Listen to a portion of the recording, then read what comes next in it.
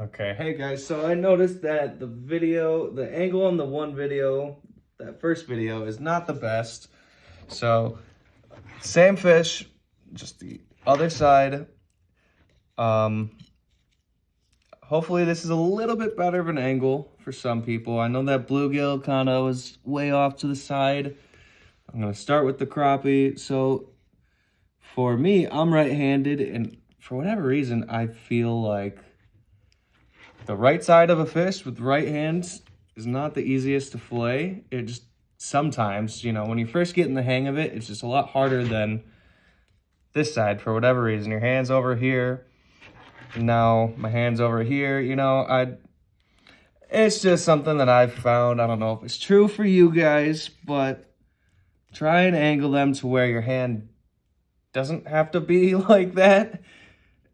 Okay, so and then open that gill plate, your tail, the fin's right there. Slowly go down. There we go, got in there now. Okay. And that 90 degrees. And then slowly, you should be able to feel, and you'll eventually even, after doing it a while, you can just hear it and feel it, whatever. But go like that, slowly make your way along, especially if you're new to this. See, look, like I'm missing some of the meat right there. This guy's big, that's okay. Don't get discouraged if you mess up a fish or two. Personally, also, I forgot to mention a few things in the first video. I don't know if I said that already, but hey. So, second fin, anal fin, poke, all the way down. But so some of the things I forgot to mention were one fillet is gonna be bigger than the other. It's just a thing. I don't know what it is. Personally, at least, that's what I've found.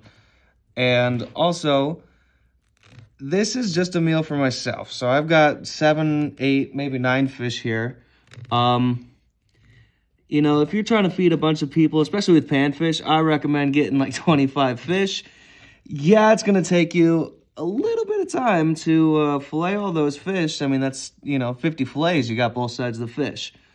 But it's worth it, in my opinion, especially if you're on fish. Like, if you're on a spot and you're getting a whole bunch of fish, and you just decide to hey, let's keep the limit of bluegill, whatever, limit of crappie, limit of perch, like, it's gonna take a little bit to clean all those fish. That's all I'm getting at. So what I like to do with the carcasses, I'll bring a bag up here. Personally, I'll freeze some fish. Like, I caught this guy a week ago. I've got some fish here that are caught, I caught one fish today, actually, just one. But freeze them fully underwater, and in the bag that you froze them in, there's gonna be some nasty juices and stuff once you dump that out. So once you want thaw and fillet these fish, just put your bodies back in there. Same with all the skins. So that's what I like to do, and especially right now, it's cold outside. I don't have to worry about any animals getting in my trash. So you can just throw them in there. Once you're all done, throw everything in the bags, and then just throw it back in the garbage. And it's not gonna stink or nothing, so that's cool. In the summer, that's a different story. In the summer, cook fish on your garbage night. That's all I'm gonna say, because I haven't, and I've had to throw away some nasty stuff, but, you live and you learn. But taking that skin off, just like that. I'm hoping everyone can see this a little bit better. It looks like you can. Definitely a better angle this way. I'm sorry about the first video, but hey, either way, I hope somebody learned something. So this is what a full crappie looks like. I mean, it's a good amount of meat. That's also the biggest crappie I've ever caught.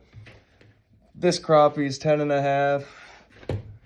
This is 10. I mean, everything's gonna be different. This perch, is way different than, so this compared to that, You're gonna have different sizes of stuff. So like I said, if you want to feed a lot of people, I recommend about 25 panfish. So that's a different bluegill. We'll use the one that I've already started.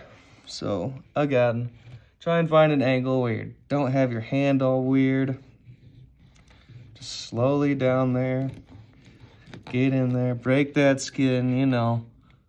Turn that knife. Slowly make your way down. It's super repetitive. It's literally just the same thing over and over and over. But if you're learning or you don't want to mess up your fish, it's time consuming. So get down there, and then you can see right here, halfway through that anal fin right there. Poke through. Keep that knife pointed down towards the bones, all the way down the tail. And then hopefully you guys can see that bone right there. You just kind of, at the top, start it a little bit. It will literally just start peeling away for you. Crappie and bluegill are much easier than perch, in my personal opinion. You know? And then right here, you know, you can, so that's his stomach. If you can see that, that's his stomach. What I like to do, watch your fingers. Oh, that was bad. Nice. Poke down all the way as far as you can down. I might have actually cut into his stomach. Almost. You can see I opened his stomach, but cut that away, right? Now, look at that. I mean, that just peeled off. So you can see his rib cage, the top of his stomach.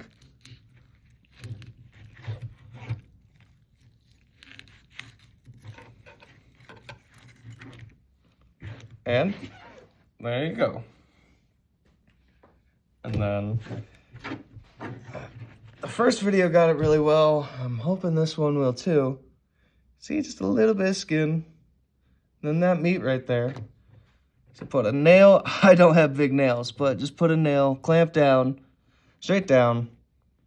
And then this one is kind of like a 45 to start it, and then flat, like maybe not even flat, like 87 degrees. That's what you want to do. Like, just keep it as low as you can without cutting the skin and with getting as much meat off of the fillet as you can.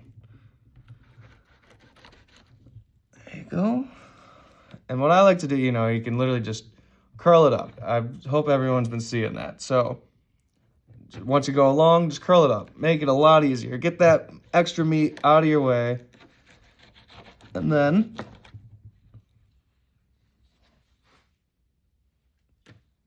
there's the bluegill fillet. So again, I'm sorry if that first video was a bad angle. I hope this video was a little bit better for some people.